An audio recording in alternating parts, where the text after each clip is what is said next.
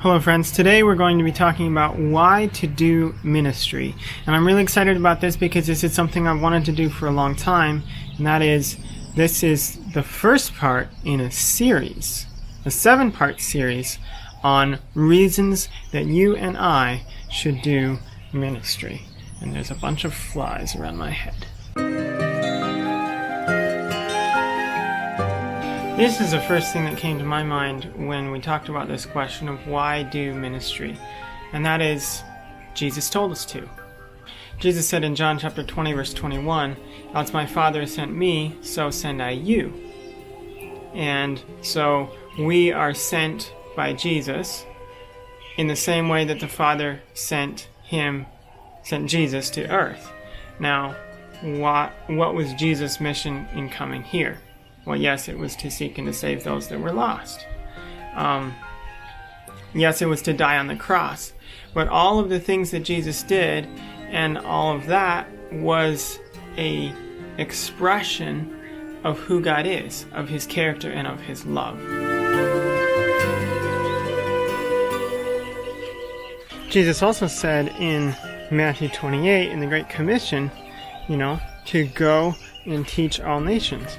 So Jesus is telling us to go, and I think also the fact that Jesus said that he was sending his disciples like his Father sent him, I think we also have that calling to reveal God's character to those who do not know.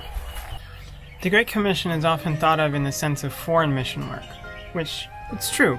But it also, God wants all of us to do ministry, right? So that's the focus of this series. In the future, we'll do a series focused more on the foreign mission work. But right now, we're just going to focus on why to do ministry, period, wherever you are and whatever you happen to be doing. There's only 2 kinds of people in the world. Those who know about God and those who don't. There's about 40% of the world's population that they don't know God. Whereas a lot of people in the world are Christians or come from a Christian background and are at least familiar with God and the Bible and Christianity. But perhaps they don't really know who he really is, what he's really like. Like, is God someone out there just trying to destroy everybody? Is he a tyrant? Is he someone who really loves them personally? They don't really know. That was kind of the situation after Jesus was here on earth. There were a lot of people who had heard about Jesus. They had heard his name, they'd maybe even seen him do miracles, but they didn't yet really understand that he was the Messiah. They didn't understand who he really was. But it was through the lives of the people who had come to know Jesus personally that the gospel went to the world, the then known world. Like, the news that Jesus was the Messiah, a picture of who Jesus really was in the lives of his disciples, shown in the lives of his disciples, went to the whole world. That's the kind of thing that needs to happen now.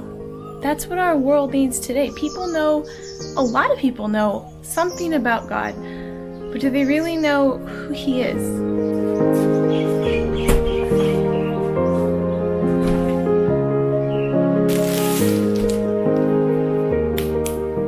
I think Jesus told us to go. He gave us the Great Commission, not just to go teach theories and ideas.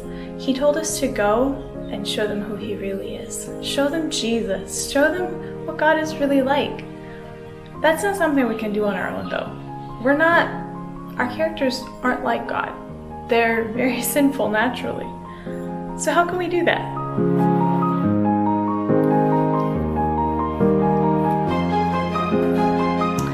We can't. But we can let God dwell in our hearts. We can let God change us and make us more like him. We can let him shine through our lives. And that's what I want to be more faithful in doing, letting him shine through my life. And I'm sure that's your desire too, as we seek to share God's love, to give other people the opportunity to know who God really is.